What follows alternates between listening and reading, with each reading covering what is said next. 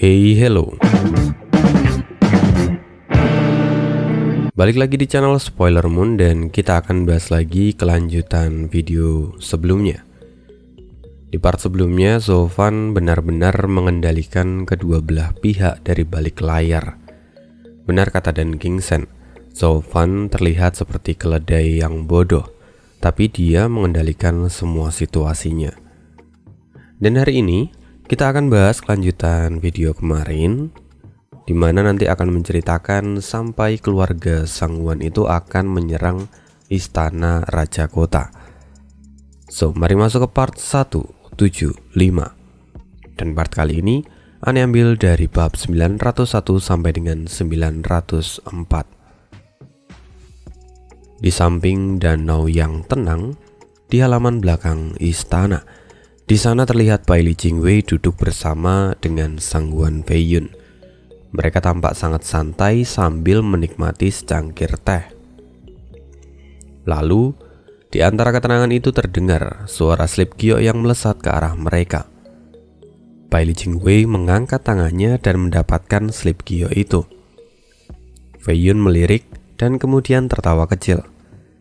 Sepertinya beritanya datang dengan cepat. Bai Li Jingwei mengangguk. Benar, harus kukatakan bahwa keponakanmu sangatlah baik dalam bekerja, kata Bai Li Jingwei sambil tertawa. Feiyun melambaikan tangannya dan berkata, baik, itu bukan baik. Bocah itu hanya terlalu serakah. Kalau tidak, bagaimana mungkin dia tidak menyadari rencanamu? Setelah itu, mereka berdua bertukar pandang dan kemudian tertawa bersama dengan penuh penghinaan di wajah mereka. Segera setelah itu, Bai Li Jingwei kemudian membaca isi dari slip giok itu. Dia tampak menyeringai ketika membaca bagian atas slip giok itu. Namun perlahan wajahnya mulai tampak bingung ketika sudah sampai bagian tengah. Feiyun pun mengerutkan keningnya dan tidak sabar, lalu dia bertanya, ada apa? Apakah ada masalah? Bai Li Jingwei menjawab, Sangwon Feixiong akan menyerang 3 hari lagi setelah aku pergi. Oh, bukankah kamu sudah memprediksi itu? Lantas kenapa wajahmu menjadi tampak bingung? Tanya Feiyun yang kini ikut tampak kebingungan. Lalu Bai Li Jingwei berkata, memang bahwa itu adalah hal yang wajar. Keponakanmu mengatakan bahwa Sangwon Feixiong berencana untuk menyerang pavilion air Langguan, sedangkan 3 tetua agung mereka dikirim untuk menyerang kamar tidurmu. Mereka sepertinya berniat untuk membunuhmu, tapi jika mereka tidak berhasil melakukannya, mereka hanya ingin menghentikanmu. Rencana mereka adalah menghambatmu sebisa mungkin sehingga mereka punya waktu untuk mengambil pedang suci. Oh, bukankah itu adalah skema yang biasa?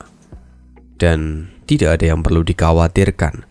Bahkan jika mereka datang dan berniat untuk menghadangku dengan ribuan pasukan pun, aku bisa membasmi mereka semua. Terlebih sekarang Perdana Menteri dan juga Saudara Dan ada di sini untuk membantuku. Bai Li Jingwei pun mengangguk, tapi wajahnya masih tampak kebingungan. Tapi ada yang aneh. Ada apa? Apa yang aneh? Sesungguhnya tidak ada yang salah dalam rencana ini. Hanya saja beberapa detail di dalamnya tampak salah. Cobalah periksa ini, kata Bai Li Jingwei sambil menyerahkan slip giok itu pada Sangwon Feiyun. Saat Sangwon Feiyun membaca slip giok itu, Bai Li Jingwei berkata lagi, di dalam sana ada peta istana yang keluarga Sangwon miliki sekarang. Mata Feiyun memadat. Dia juga tampak bingung untuk sementara waktu. Dia adalah pemilik dari istana ini, jadi sangat wajar jika dia mengetahui semua posisi yang ada di dalam istana. Dia melihat itu dan merasa heran. Lalu sekali lagi dia memastikan dengan membacanya dengan suara keras. 3 hari lagi, keluarga Sangwon akan menyerang. Dua tim dibentuk untuk rencana ini. Tim pertama dipimpin oleh Sangguan Feixiong untuk menyerang bagian paling timur istana, Pavilion Air Langguan, dan kemudian bertugas untuk mengambil pedang suci. Sedangkan tim yang lain akan berisi 3 tetua dan berniat untuk menghentikan Paman Feiyun dan pasukannya untuk mendekati bagian timur. Hah? Pavilion Air Langguan di bagian timur? Bagaimana bisa? Pavilion Air Langguan ada di sisi barat dan kamarku ada di sisi timur. Tapi kenapa peta ini seperti ini? Wajah Feiyun tampak sangat dipenuhi dengan kecurigaan. Bai Li Jingwei juga tampak berpikir. Dia melakukan berbagai macam hipotesis untuk mencari jawaban ini. Lalu dia kemudian berkata, peta ini seharusnya berasal dari Yulin, yang secara logika dia tidak akan mungkin berani membohongi kita. Selain itu, jika memang dia berniat untuk berbohong, dia seharusnya tidak melakukan hal yang seceroboh ini. Dia juga tidak tahu apa-apa tentang istana ini. Jadi artinya, peta yang keluarga Sangguan ini dapatkan sejak awal adalah peta palsu.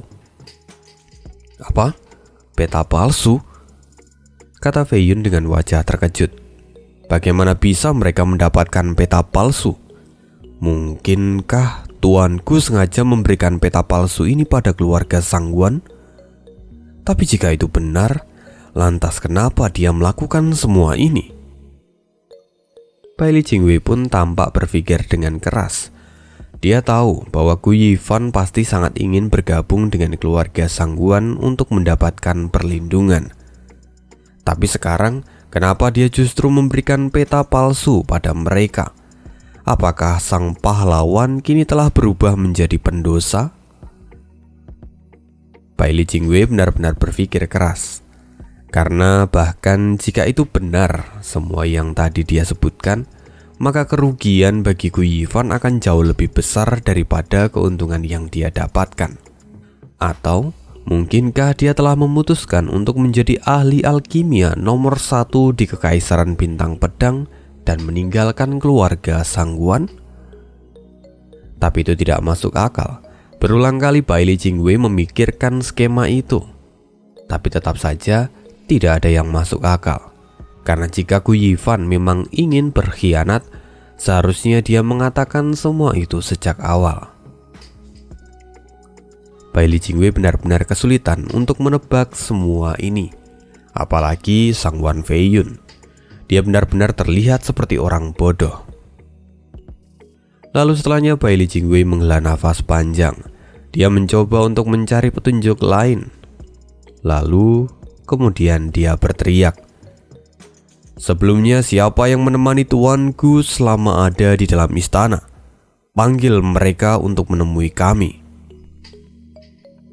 Baik, teriak penjaga yang langsung mencari orang yang sebelumnya memandu Zovan. Tidak lama orang itu datang dan memberi hormat. Hormat kepada Perdana Menteri dan Raja Pedang. Kamu telah menemani tuanku selama ada di istana. Apakah ada yang mencurigakan dari gerak-geriknya? Pria itu segera membungkuk dan kemudian dengan sedikit keraguan di wajahnya dia berkata, jika Tuan Perdana Menteri menanyakan hal yang mencurigakan, semua tingkahnya itu sangat mencurigakan. Secara umum dia adalah orang yang paling sering menanyakan rute menuju Pavilion Air Langguan dan juga kamar dari Yang Mulia Raja Pedang. Dia juga beberapa kali menanyakan 3 tempat lainnya. Tapi dia juga sering meminta kami untuk menemani dia pergi ke tempat-tempat itu. Baiklah, apakah ada hal yang lain? Tanya Feiyun. Dia benar-benar tidak sabar. Jika yang dikatakan oleh penjaga itu benar, lantas bagaimana peta ini benar-benar menjadi peta palsu? Kini penjaga itu tampak bingung. Tapi sebelum dia berkata lagi, Bai Li Jingwei seperti menyadari sesuatu. Tunggu, katamu dia sering bertanya padamu? Apa maksudnya? Pria itu mengangguk dan kemudian berkata, Saya tidak tahu, tapi tuanku terlalu sering menanyakan hal yang sama." Sangguan Fei Yun masih tampak mengerutkan keningnya. "Bukankah kalian sudah membawanya ke semua tempat itu? Lantas kenapa dia masih saja bertanya?" Bai Li Jingwei dan Sangguan Fei Yun berpikir keras. Mereka melihat kedua penjaga itu. Kedua penjaga itu kini tampak gugup. Lalu kemudian mereka berkata lagi, "Tapi tuanku memang benar-benar aneh.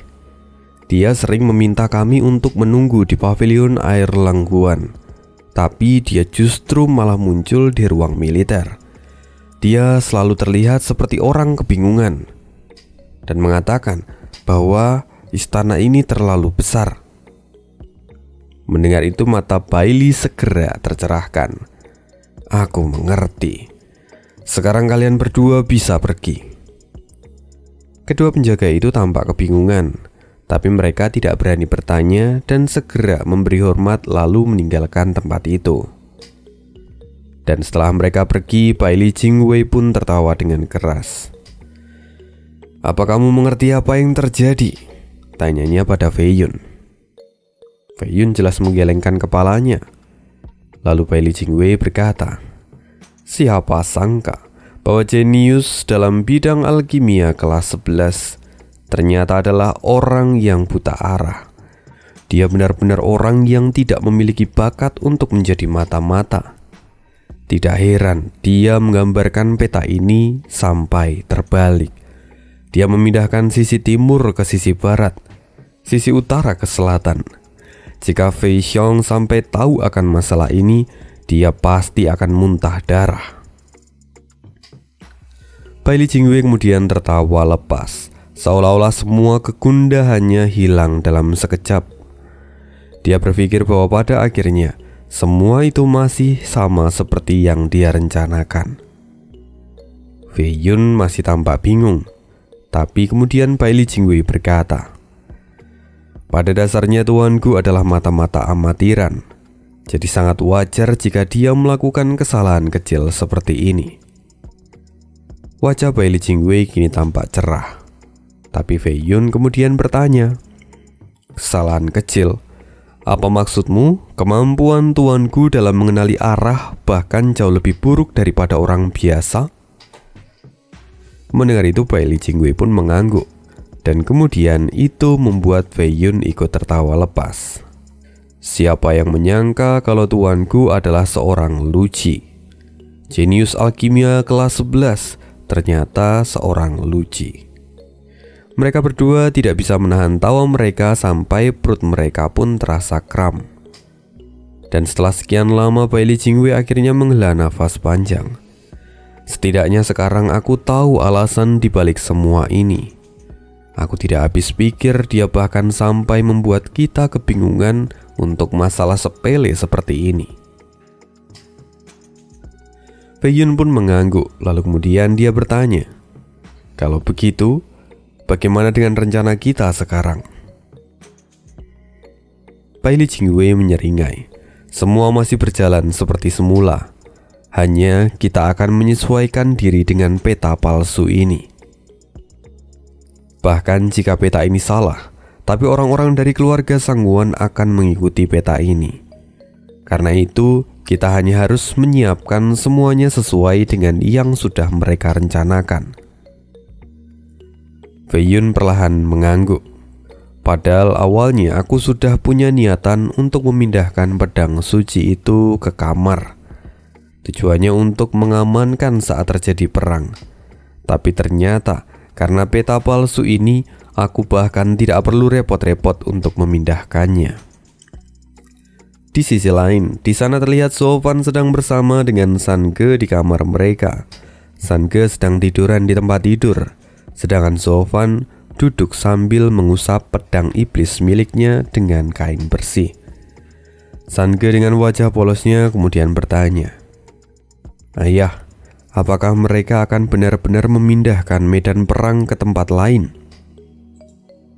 Lalu Sofan tampak menyeringai dan berkata, "Tentu saja, Tindakan Feiyun sekarang akan bergantung pada tindakan dari keluarga Sangguan. Sedangkan keluarga Sangguan akan bergerak sesuai dengan peta yang telah kuberikan. Sekarang, kedua belah pihak seperti bermain di atas telapak tanganku. Jika mereka ingin bertarung, maka akulah yang akan menyiapkan panggung untuk mereka. Mereka tidak akan punya kesempatan untuk memilih. Lalu ayah, apa yang harus kita lakukan setelah ini? Setelah ayah memasang formasi di tempat itu, apakah ayah akan membantu keluarga Sangguan untuk keluar dari masalah ini? Tanya Sanke. Sofan tidak bisa menahan tawanya. Lalu dia berkata dengan dingin, siapa yang peduli dengan mereka? Lagi pula saat ini, dengan keberadaan dua Raja Pedang dan juga Perdana Menteri yang dijuluki sebagai jenius kekaisaran di tempat ini, keluarga Sangguan sama sekali tidak memiliki peluang.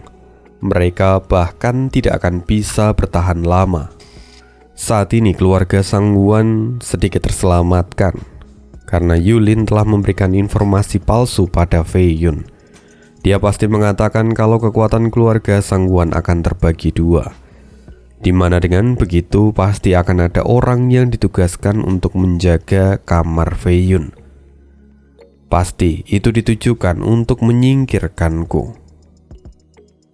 Tapi begitu perang nanti pecah, mereka yang berjaga di kamar itu pasti akan sadar dan segera bersatu. Ini juga akan memberi kita sedikit waktu tambahan untuk menyelesaikan misi kita. Sofan benar-benar memahami semuanya. Dia seperti dewa yang mengatur semua bidak catur dengan sangat baik.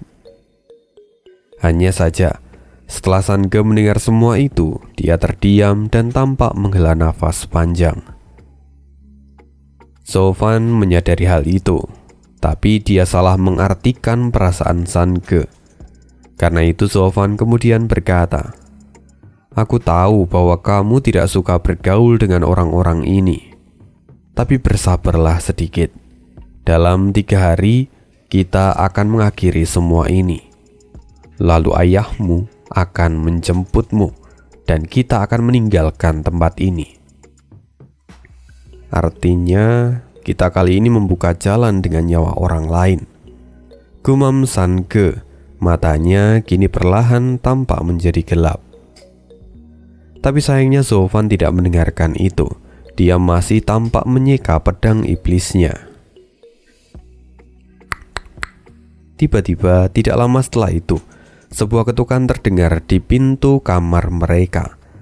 Sofan segera menoleh dan kembali memasukkan pedang iblisnya ke dalam tubuh. Siapa? Ini aku. Suara King Yan terdengar dari balik pintu. Tuanku, aku ingin tahu apakah kamu sedang senggang sekarang. Sofan dan Sange kini tampak bingung. Tidak biasanya King Yan datang begitu larut. Tapi kemudian Sofan berkata, ya, tunggu sebentar. Sofan berjalan dan kemudian membuka pintunya. Dia melihat sosok gadis yang lebih pendek darinya dan berkata, ada apa? Bukankah ini sudah larut malam? Kenapa kamu datang kemari? Apa Sange sudah tidur? King Yan mengintip sedikit. Ya, dia sudah tidur sekarang. Tapi apa yang kamu inginkan malam-malam datang ke tempat ini? Ikuti aku sebentar. King Yan segera meraih lengan Sofan dan berjalan ke halaman belakang. Mereka sampai di salah satu sudut yang terpencil dan tidak ada orang yang memperhatikan mereka. Oke, di sini tidak akan ada yang mengganggu. Sofan mengerutkan keningnya dan berkata, Nona, ada apa?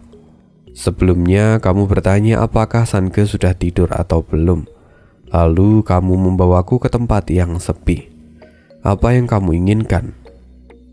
Apa kamu mau melakukannya denganku?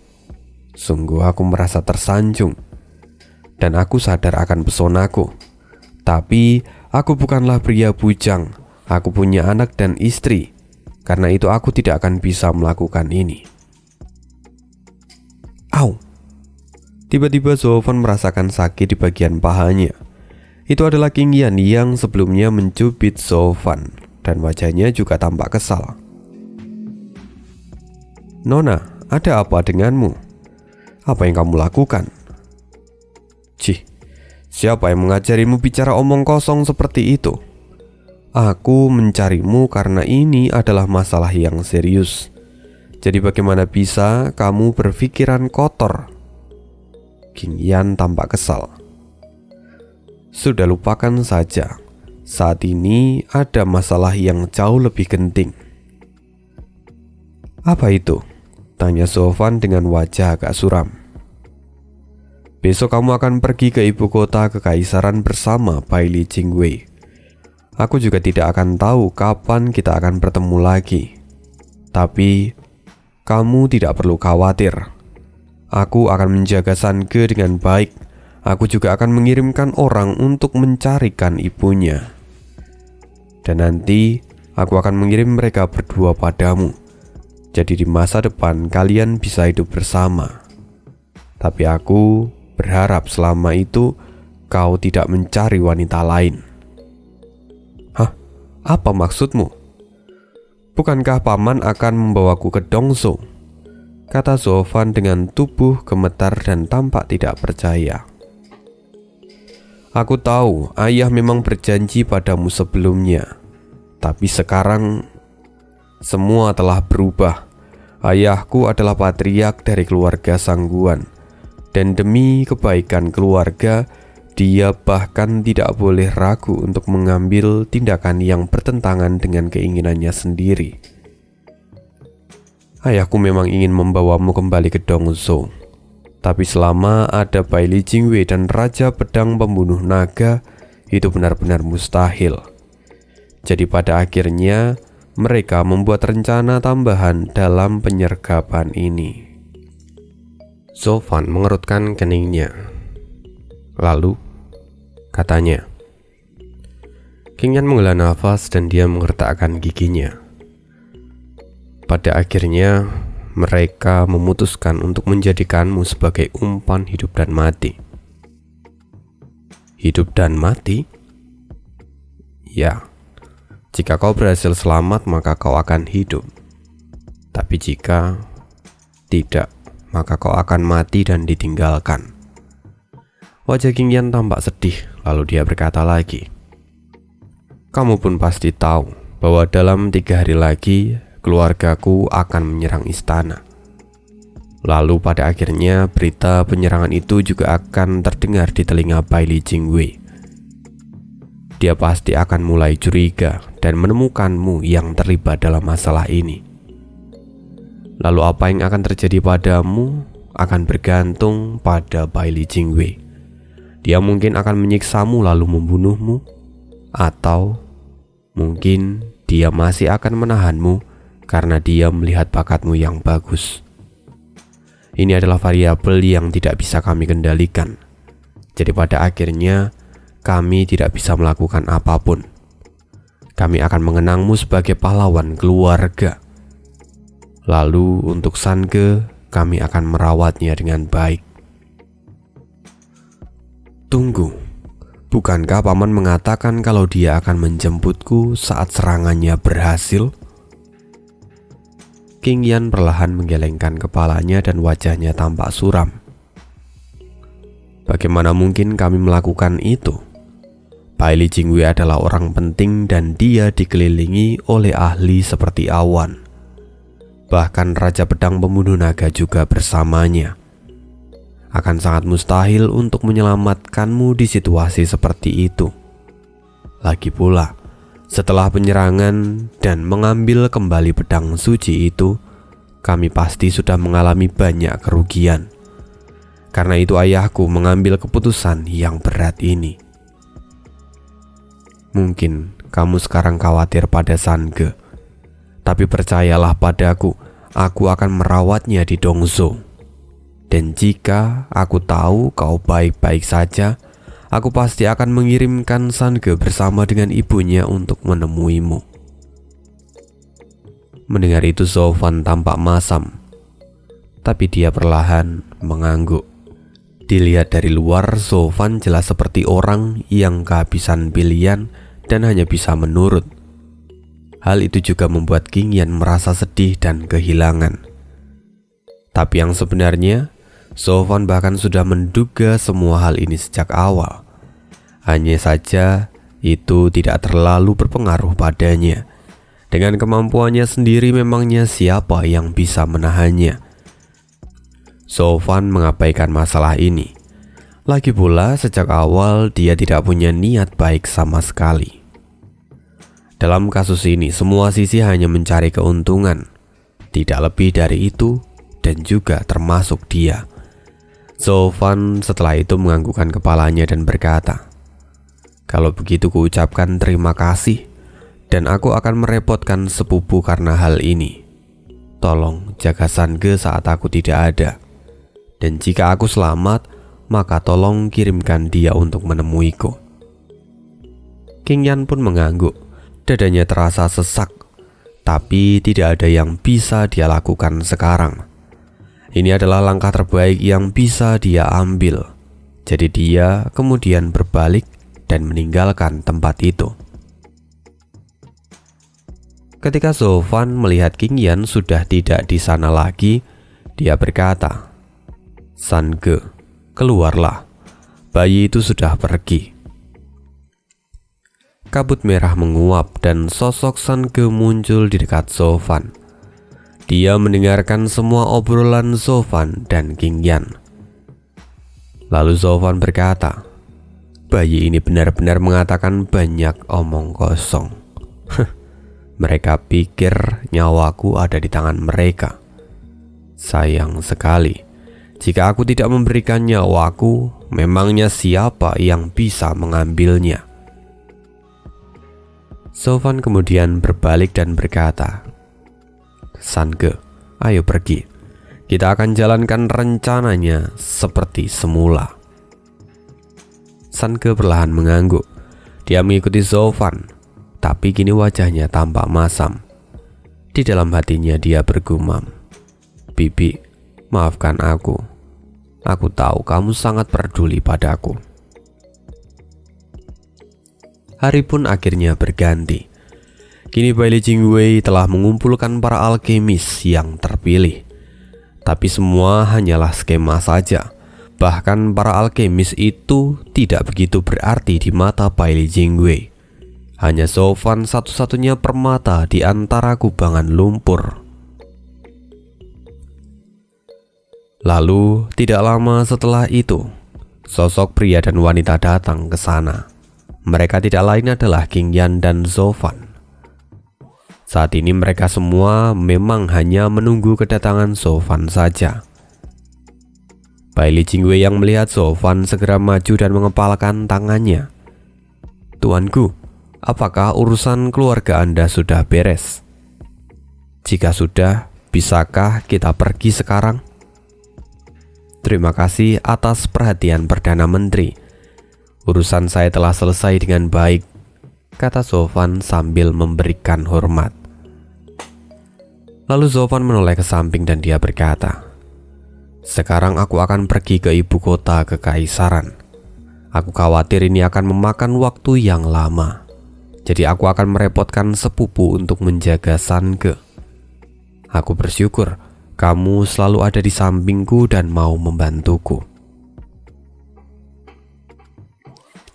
King Yan menganggukkan kepalanya sedikit lalu berkata, "Jangan khawatir, aku adalah bibinya, jadi aku pasti akan menjaganya. Sepupu, segera sembuhkanlah putra mahkota. Lalu setelah itu kita bisa berkumpul lagi." "Oke," kata Sofan dengan penuh ketegasan. Lalu dia berbalik dan berjalan ke arah Bai Jingwei. "Tuan Perdana Menteri, saya sudah siap." "Bagus, kita sudah menunggu hal ini." Bai Jingwei kemudian melambaikan tangannya. "Ayo berangkat." "Baik."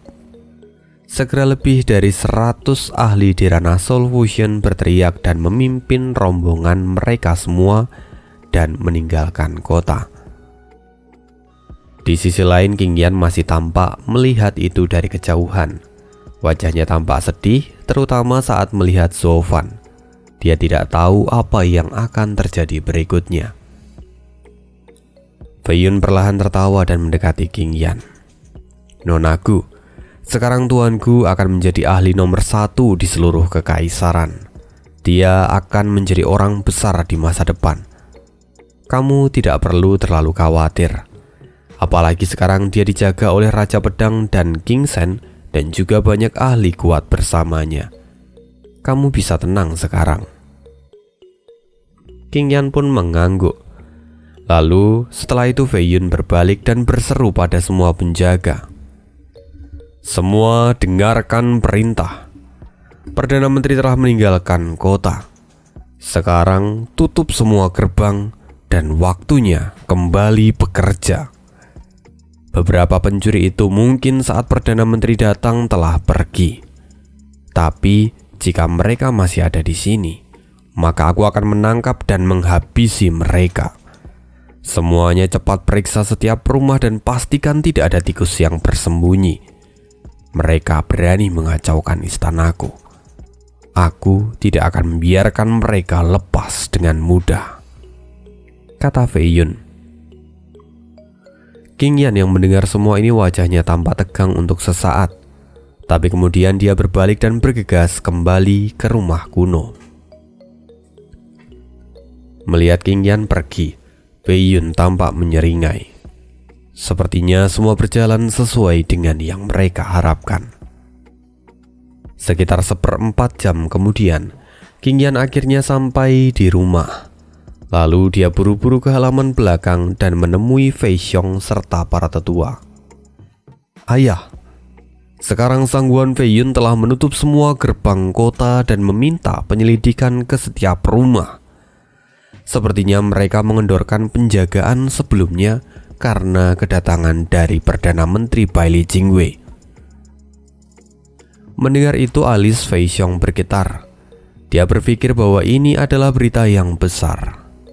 Seperti yang kita harapkan, rupanya Bailey Jingwei datang ke kota ini hanya untuk mencari alkemis untuk menyembuhkan putra mahkota. Dan Fei Yun tidak mengatakan apapun tentang kita. Jadi setelah kepergian Bailey Jingwei ini, dia kembali melanjutkan pencariannya. Tidak buruk, ini sungguh hebat. Dengan begini kita tidak harus berurusan dengan 2 raja pedang sekaligus, kata para tetua yang kini tampak antusias. Setelah itu seorang mata-mata datang dan memberikan laporan. "Patriark, sekarang Bailey Jingwei dan rombongannya telah pergi ratusan mil keluar dari kota.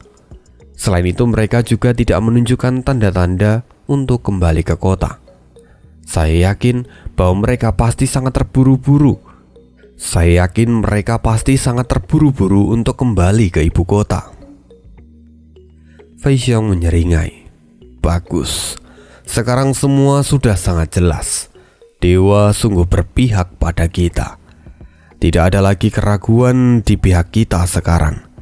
Kita akan jalankan rencana dan mengambil kembali apa yang seharusnya menjadi milik kita." Semua orang pun kini segera mengangguk. Dan Fei Xiong berteriak sekali lagi. "Dalam 3 hari ke depan, keluarga Sangguan akan menyerang istana. Kita tidak akan melepaskan kesempatan yang telah diberikan oleh dewa kali ini." "Baik!" teriak mereka serempak. Di sisi lain, kelompok Bailey Jingwei telah melakukan perjalanan selama 1 hari penuh. Jarak mereka ke kota sudah sangat jauh, tapi mereka tiba-tiba berhenti. Zovan agak terkejut, kemudian dia bertanya, "Tuan, ada apa? Apakah Anda perlu beristirahat?" Bailey Jingwei menyeringai. "Meski kekuatanku tidak setara dengan master yang tak tertandingi, tapi aku masihlah seorang ahli di tahap 8 ranah virtual. Jadi bagaimana mungkin perjalanan ini membuatku merasa lelah?" Bailey Jingwei kemudian berbalik dan menunjuk beberapa ahli. Dia kemudian berkata, "Kalian, Sekarang bawa orang-orang ini pergi ke ibu kota kekaisaran.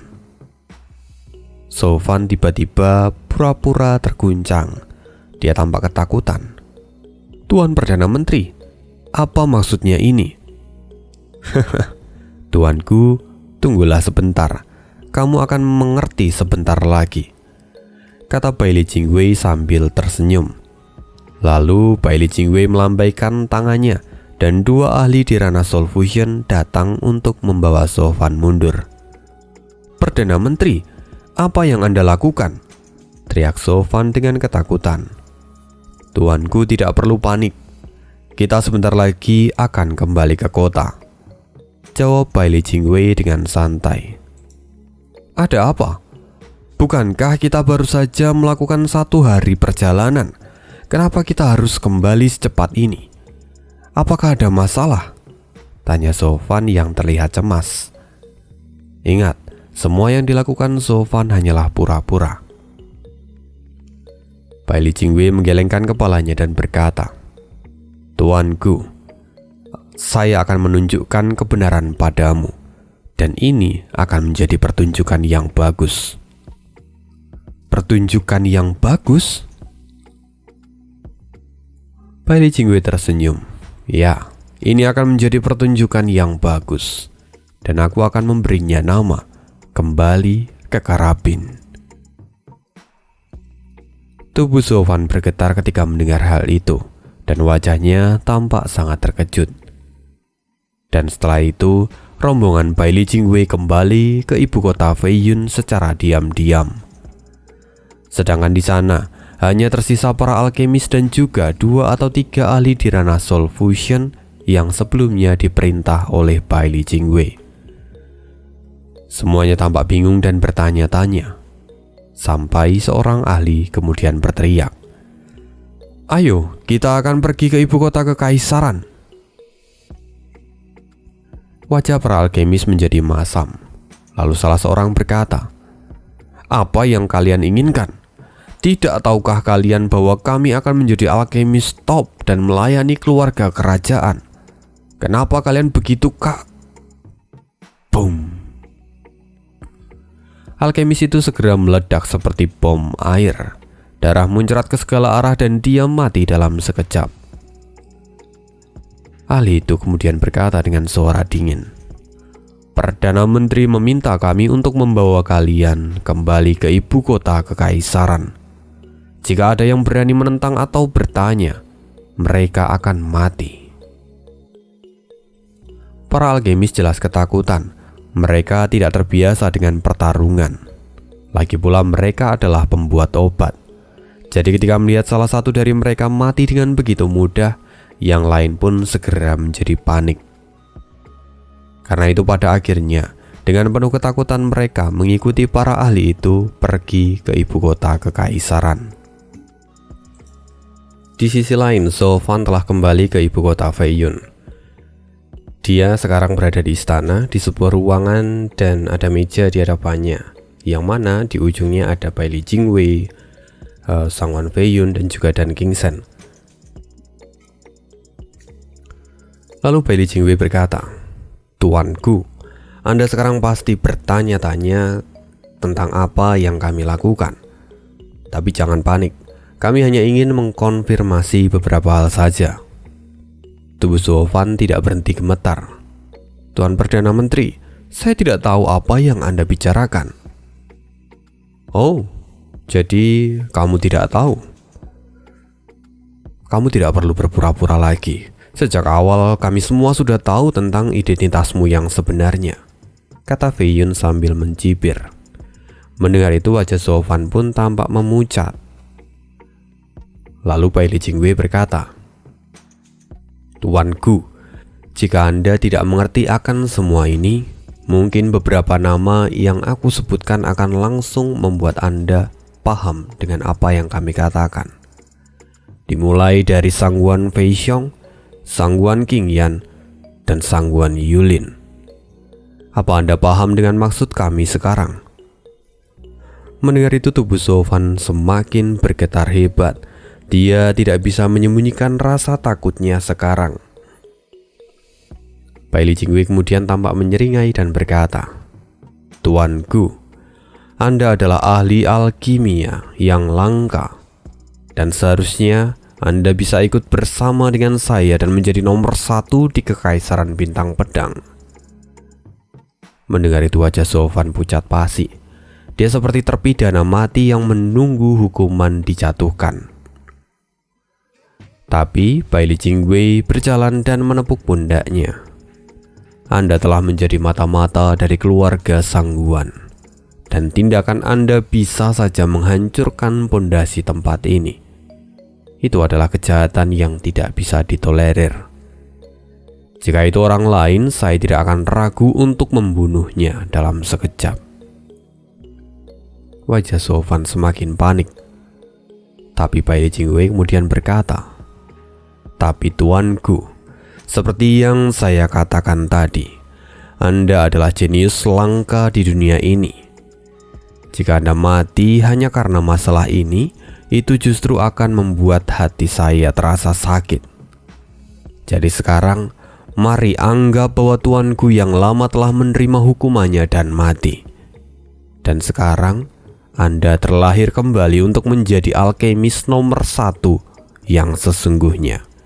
Apakah Anda mau menerima itu?" Zhou Fan menyeringai di dalam hatinya.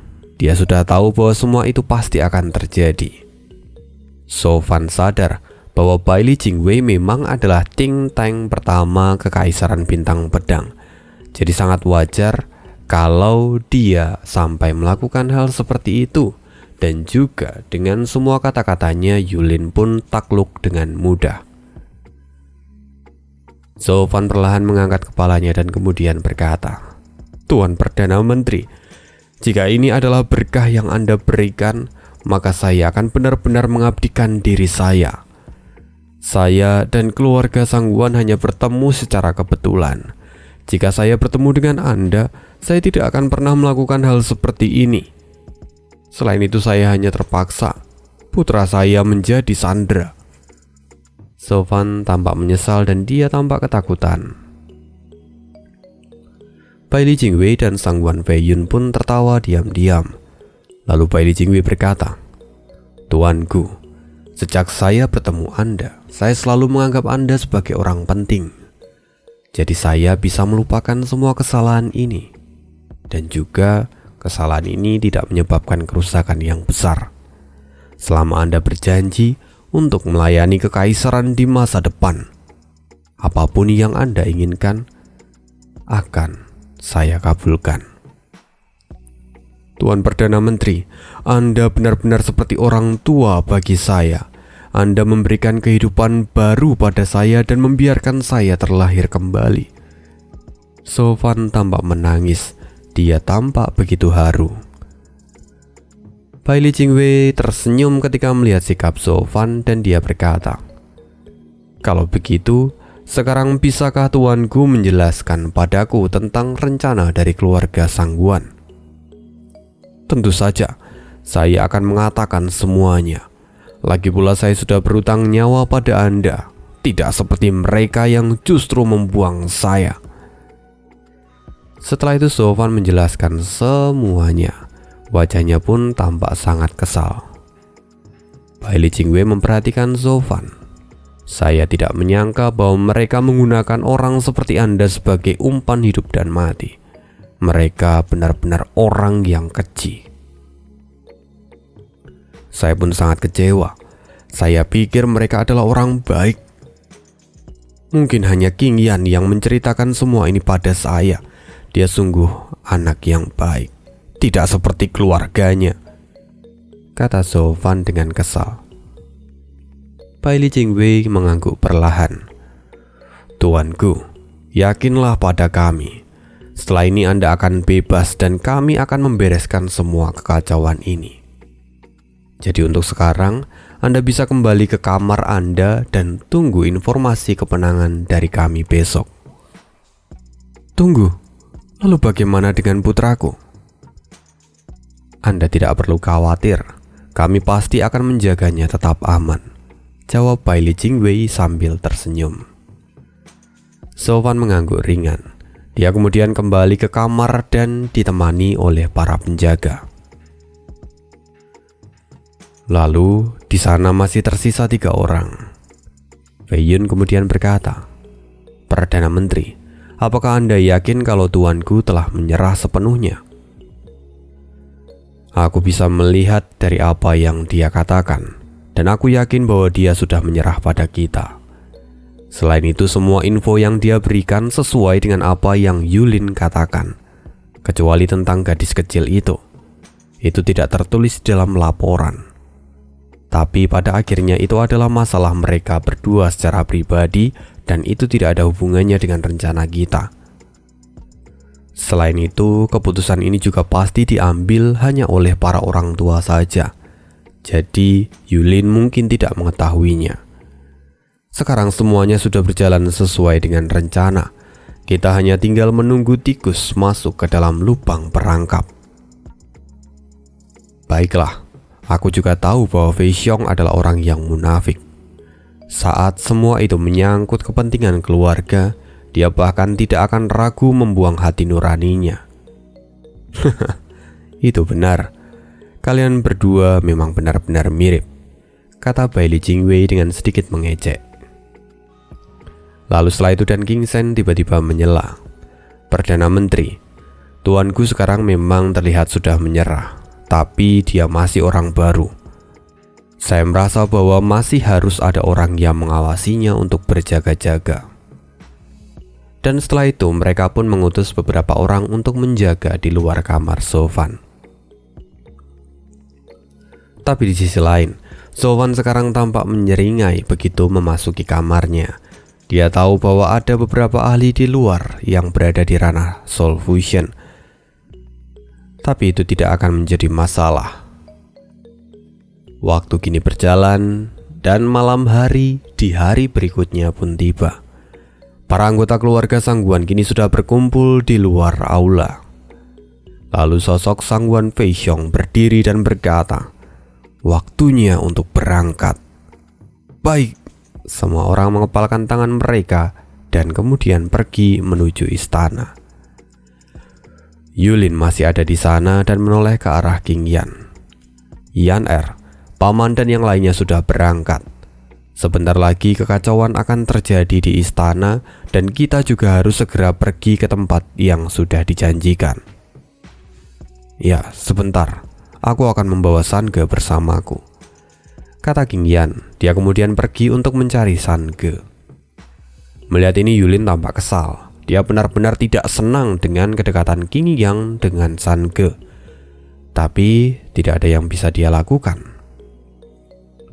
Yulin masih menunggu di sana sampai sebuah teriakan terdengar. "Tidak, di mana kamu? Sange! Sange!" Yulin mendengar itu lalu kemudian mendekat. "Yan Er, apa yang terjadi?" "Tidak, Sange telah pergi." Cih, bocah bau itu. Kemana dia pergi di saat kritis seperti ini? Sekarang sudah tidak ada waktu, kita harus segera pergi. Abaikan saja dia, kata Yulin dengan kesal. "Bagaimana bisa kamu mengatakan semua hal itu? Dia masihlah anak kecil. Ayahnya telah pergi beberapa hari yang lalu, dia pasti sangat kesepian sekarang. Aku tidak bisa membiarkan dia sendirian. Apalagi ayahnya telah banyak berjasa untuk keluarga," kata King Yan. King Yan sekarang tampak berpikir keras. Sange pasti mengira ayahnya ada di istana. Dia pasti pergi ke sana sekarang. Sial, aku harus pergi menemuinya. "Yan Er, apa yang mau kau lakukan? Kau mau pergi kemana? Paman sekarang sedang menyerbu istana. Di sana adalah tempat yang sangat berbahaya," kata Yulin sambil meraih tangan King Yan yang hendak pergi. Tapi King Yan segera menghempaskan tangan Yulin. "Tempat itu berbahaya dan karena itu aku tidak bisa membiarkan seorang anak kecil pergi begitu saja." King Yan segera pergi ke arah istana. Yulin menggertakkan giginya dan dia segera pergi mengikuti King Yan. Di sudut tempat itu, kabut merah kembali muncul di sana dan Sange keluar dari dalam. Dia tampak bergumam, Aku dan ayahku akan berjalan di atas mayatmu untuk menyelesaikan misi kami. Tapi bagaimana bisa kau masih ingin menyelamatkan hidupku? Bahkan jika Bibi mati, ayah tidak akan merasa kehilangan ataupun mengambil tindakan. Jadi, Sange berbalik. Tubuhnya bergetar dan dia kemudian menghilang dari sana. Sampai jumpa di next video. Kita akan melihat penyerbuan istana dari Raja Kota. Bye.